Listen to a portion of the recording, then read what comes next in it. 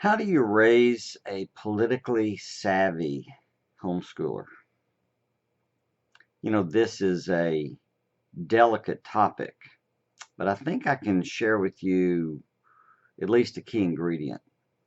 Politics and religion are the places where these fights and battles come. I grew up in a background where my dad was in the state legislature in Alabama, and so we talked politics, and yet in the same breath, we grew up in a denomination where our religious beliefs were deeply personal, and we never talked about them much at all. I didn't know much about what my dad thought until towards his death.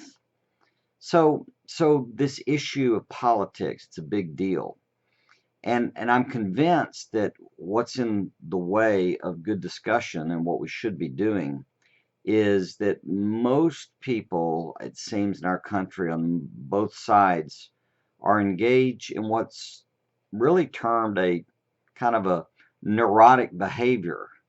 The distinction I would make, it's not physically developed, but it's, developed from the environment, from your interaction, from your mindset, something you control. And it's something called splitting. And so splitting is where we see things as black and white, either or. And look, some things are black and white, some things are either or.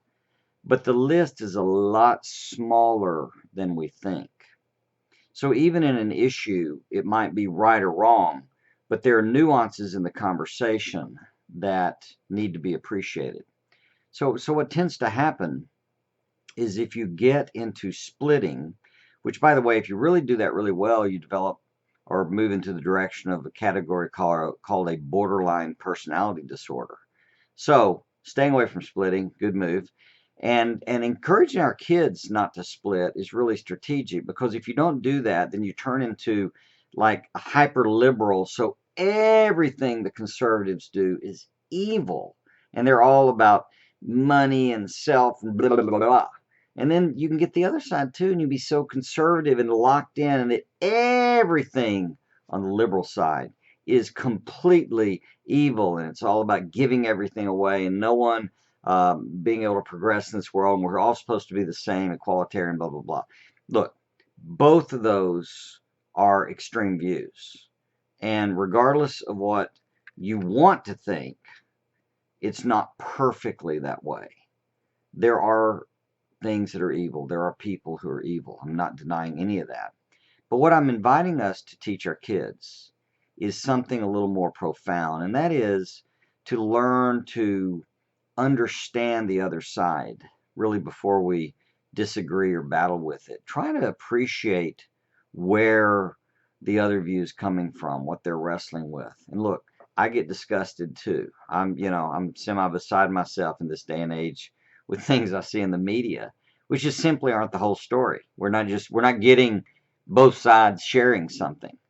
And that's kind of the idea behind our legal system. Ideally, you have someone that gives the best case for a person, the best case against. A jury of peers decide. It's an imperfect system, but it's the right direction. Look, politics for our kids is that too. If you have a conviction that abortion is wrong, like I do, I think it's taking of a human life.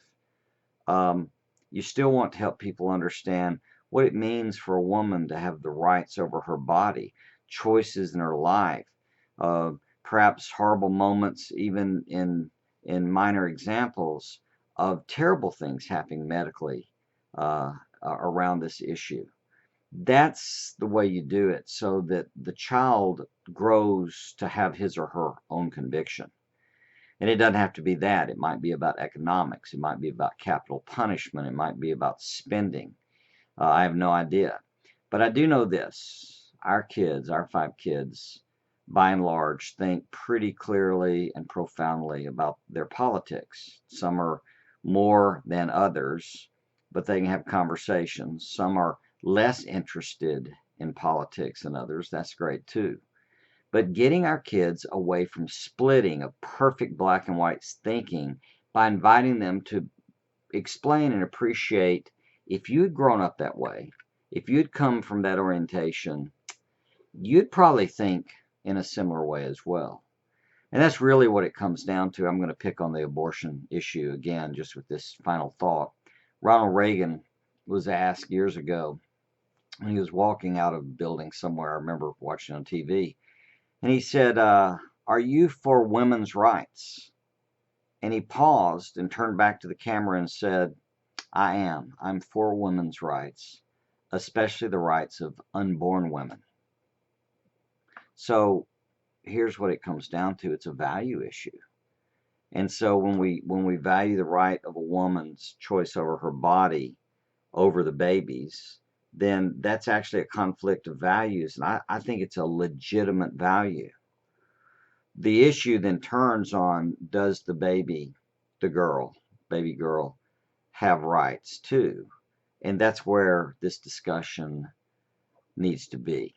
It's not simply one group is all about, murder, and one group is all about stealing rights from women. There's a conversation that we have to wrestle with. Don't split. Understand both sides and think. I hope that's helpful. I'd love to hear from you. Thanks.